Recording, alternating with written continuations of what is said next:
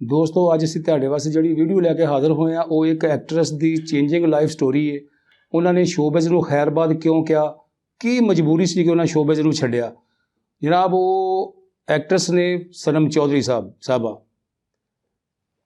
ਤੁਸੀਂ ਜਿਸ ਤਰ੍ਹਾਂ ਸਨਮ ਚੌਧਰੀ ਸਾਹਿਬਾ ਬਾਰੇ ਜਾਣਦੇ ਹੋ ਕਿ ਉਹ ਇੱਕ ਬਹੁਤ ਬੈਸਟ ਐਕਟਰਸ ਨੇ ਔਰ ਉਹ ਜਿਹੜੇ ਡਰਾਮੇ ਦੇ ਵਿੱਚ ਉਹ ਸ਼ਾਮਲ ਹੋ ਜਾਂਦੀਆਂ ਸਨ, ਜਿਹੜੇ ਡਰਾਮੇ ਵਿੱਚ ਉਹ ਐਕਟਿੰਗ ਕਰਦੀਆਂ ਸੀ, ਉਹਦੀ ਰੇਟਿੰਗ ਖੁਦ ਵੱਧ ਜਾਂਦੀ ਸੀਗੀ। ਇਹ ਸਾਰੀਆਂ ਚੀਜ਼ਾਂ ਵੇਖਣ ਵਾਸਤੇ ਕਿ ਉਹਨਾਂ ਨੇ ਸ਼ੋਬਿਜ਼ ਦੁਨੀਆ ਨੂੰ ਖੈਰਬਾਦ ਕਿਉਂ ਕਿਹਾ, ਅਸੀਂ ਅੱਜ ਵੀਡੀਓ ਦੇਖਾਂਗੇ। ਵੀਡੀਓ ਸ਼ੁਰੂ ਕਰਨ ਤੋਂ ਪਹਿਲਾਂ ਦੋਸਤੋ ਤੁਹਾਡੇ ਰਿਕੁਐਸਟ ਵਾ ਕਿ ਸਾਡੇ ਚੈਨਲ ਨੂੰ ਸਬਸਕ੍ਰਾਈਬ ਕਰ ਲਵੋ, ਨਾਲ ਬੈਲ ਦੇ ਆਈਕਨ ਨੂੰ ਜ਼ਰੂਰ ਪ੍ਰੈਸ ਕਰ ਲਿਓ ਤਾਂ ਜਿਹੜੀ ਸਾਡੀ ਆਉਣ ਵਾਲੀ ਵੀਡੀਓ ਵਾ ਤੁਹਾਡੇ ਤੱਕ ਸਭ ਤੋਂ ਪਹਿਲੇ ਪਹੁੰਚ ਸਕੇ। ਤੇ ਮੈਂ ਤੁਹਾਡੇ ਅੱਗੇ ਰਿਕੁਐਸਟ ਕਰਾਂਗਾ ਕਿ ਸਾਡੇ ਨਾਲ ਸ਼ੁਰੂ ਤੋਂ ਆਖਰ ਤੱਕ ਬਣੇ ਰਹੋ ਤਾਂ ਕਿ ਤੁਸੀਂ ਇਹ ਪੂਰੀ ਵੀਡੀਓ ਵੇਖੋ ਔਰ ਇੰਜੋਏ ਕਰੋ। ਹਾਂਜੀ, ਬਾਕੀ ਗੱਲਾਂ ਬਾਤਾਂ ਆਪਾਂ ਹੁਣ ਵੀਡੀਓ ਦੇ ਐਂਡ ਵਿੱਚ ਕਰਾਂਗੇ।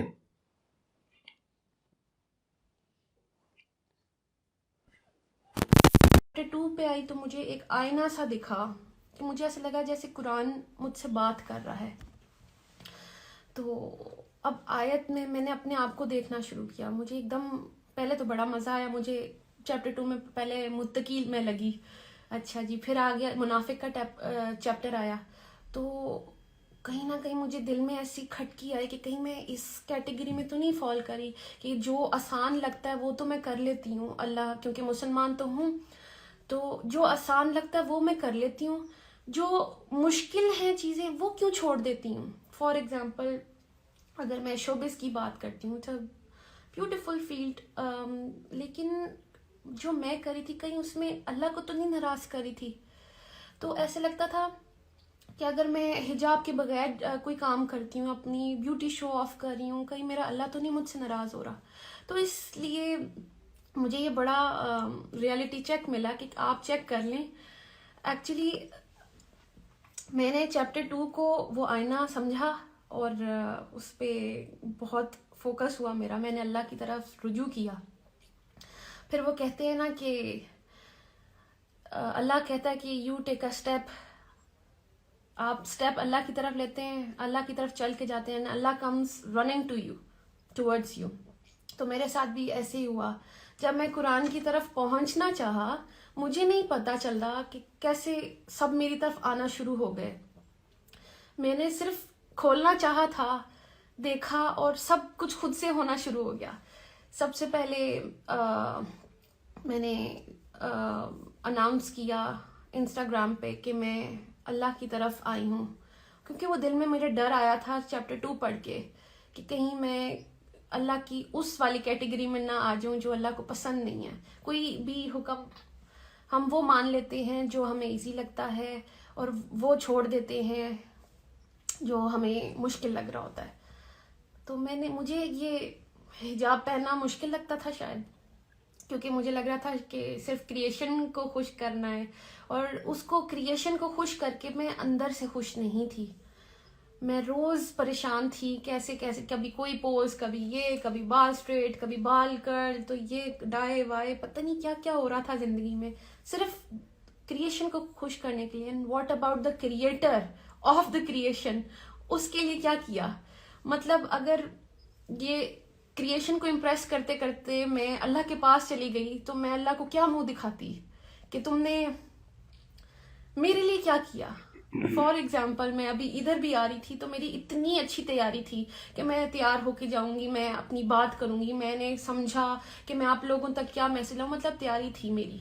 व्हाट इफ मैं अल्लाह के पास चली जाती और मेरी कोई तैयारी नहीं होती।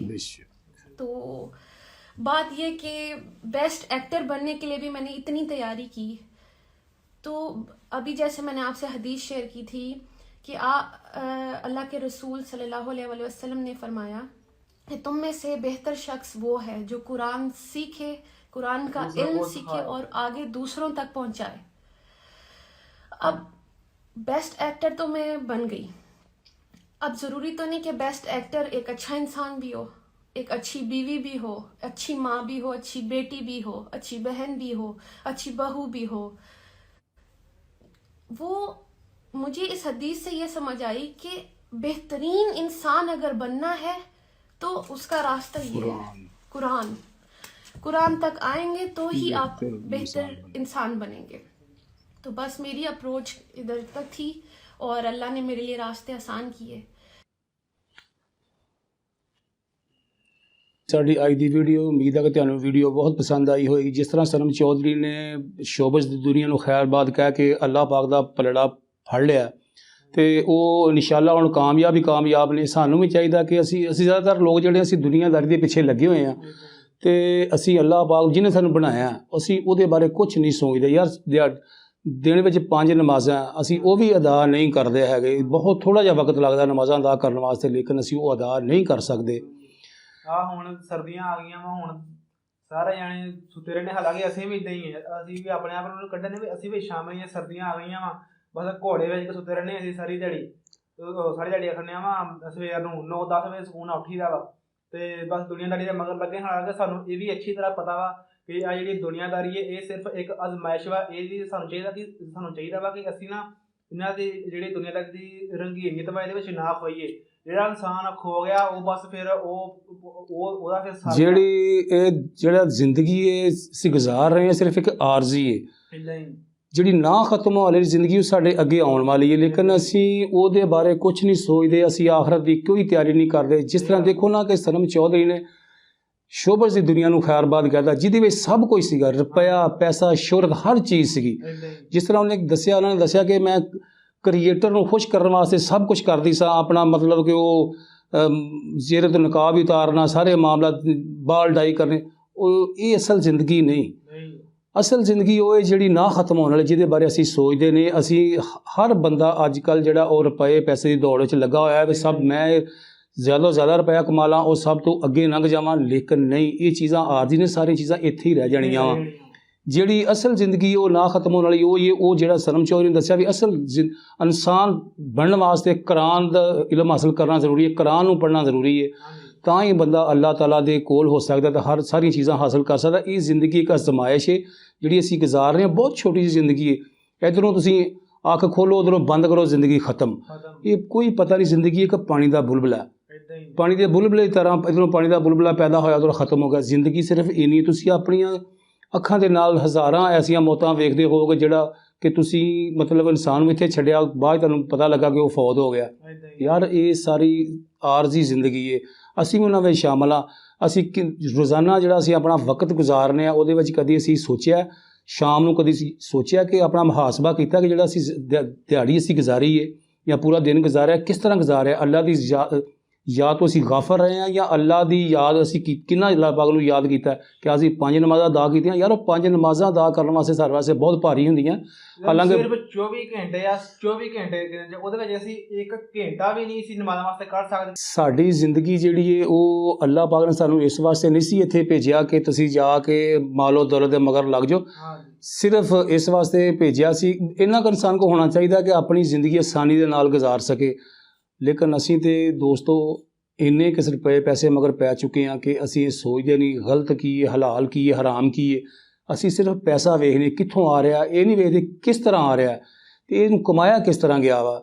ਉਹ ਇਹ ਚੀਜ਼ਾਂ ਸਾਰੀਆਂ ਸਾਨੂੰ ਸੋਚਣੀਆਂ ਪੈਣੀਆਂ। ਯਾਰ ਦੇਖੋ ਜਦੋਂ ਸਨਮ ਚੌਧਰੀ ਨੇ ਆਪਣੀ ਜ਼ਿੰਦਗੀ ਦੇ ਬਾਰੇ ਸੋਚਿਆ, ਉਹਨੇ ਏਡੀ ਵੱਡੀ ਲਾਈਫ ਜਿਹਦੇ ਵਿੱਚ ਹਰ ਚੀਜ਼ ਸੀ, ਸ਼ੋਹਰਤ ਸੀ, ਰੁਪਇਆ, ਪੈਸਾ, ਕੀ ਕੁਛ ਨਹੀਂ ਸੀ ਹੈਗਾ, ਉਹਨੇ ਸਭ ਕੁਝ ਛੱਡ ਦਿੱਤਾ। ਕਿਉਂ ਛੱਡਿਆ? ਸਿਰਫ ਉਹਨੇ ਆਪਣੇ ਅੱਲਾ ਨੂੰ ਰਾਜ਼ੀ ਕਰਨ ਵਾਸਤੇ। ਅਤੇ ਸਾਨੂੰ ਵੀ ਚਾਹੀਦਾ ਕਿ ਅਸੀਂ ਅੱਲਾਹ ਪਾਕ ਨੂੰ ਰਾਜ਼ੀ ਕਰੀਏ ਔਰ ਉਸ ਰਾਸਤੇ 'ਤੇ ਲੱਗ ਜਾਈਏ ਜਿਹੜਾ ਅੱਲਾ ਔਰ ਅੱਲਾ ਦੇ ਰਸੂਲ ਦਾ ਰਾਸਤਾ ਹੈ। ਦੋਸਤੋ ਮੈਂ ਉਮੀਦ ਕਰਾਂਗਾ ਕਿ ਤੁਹਾਨੂੰ ਇਹ ਵੀਡੀਓ ਪਸੰਦ ਆਈ ਹੋਏਗੀ। ਤੁਸੀਂ ਵੀ ਆਪਣੀ ਲਾਈਫ ਨੂੰ ਚੇਂਜ ਕਰਨ ਦੀ ਜ਼ਰੂਰ ਕੋਸ਼ਿਸ਼ ਕਰੋਗੇ। ਆਸਤਾ ਚੇਂਜ ਕਰਨ ਦੀ ਕੋਸ਼ਿਸ਼ ਕਰੋ, ਅਸੀਂ ਵੀ ਨਾਲ ਕਰਾਂਗੇ ਇਨਸ਼ਾਅੱਲਾ। ਇਹ ਸੀ ਸਾਡੀ ਅੱਜ ਦੀ ਵੀਡੀਓ। ਉਮੀਦ ਹੈ ਕਿ ਤੁਸੀਂ ਇਹਨੂੰ ਬਹੁਤ ਪਸੰਦ ਕੀਤਾ ਹੋਵੇਗਾ। ਮੈਂ ਜਾਂਦੇ ਜਾਂ ਤੁਹਾਡੇ ਅੱਗੇ ਰਿਕੁਐਸਟ ਕਰਾਂਗਾ ਕਿ ਦੋਸਤੋ ਤੁਸੀਂ ਇਸ ਵੀਡੀਓ ਨੂੰ ਮਤਲਬ ਕਿ ਸ਼ੇਅਰ ਜ਼ਰੂਰ ਕਰਿਓ, ਲਾਈਕ ਕਰਿਓ, ਨਾਲੇ ਸਾਡੇ ਚੈਨਲ ਨੂੰ ਸਬਸਕ੍ਰਾਈਬ ਜ਼ਰੂਰ ਕਰਿਓ ਔਰ ਬੈਲ ਆਈਕਨ ਜ਼ਰੂਰ ਪ੍ਰੈਸ ਕਰਿਓ ਤਾਂ ਕਿ ਸਾਡੀਆਂ ਜਿੰਨੀਆਂ ਵੀ ਆਉਣ ਵਾਲੀਆਂ ਵੀਡੀਓ ਤੁਹਾਡੇ ਤੱਕ ਪਹੁੰਚ ਸਕਣ, ਤੁਸੀਂ ਇਹਨਾਂ ਤੋਂ ਇੰਜੋਏ ਕਰ ਸਕੋ। ਹਾਜ਼ਰ ਹੁੰਦੇ ਹਾਂ ਇੱਕ ਨਵੀਂ ਵੀਡੀਓ ਦੇ ਨਾਲ, ਉਦੋਂ ਤੱਕ ਤੁਹਾਡੇ ਕੋਲ ਇਜਾਜ਼ਤ ਚਾਹਾਂਗੇ। ਅੱਲਾ ਹਾਫਿਜ਼।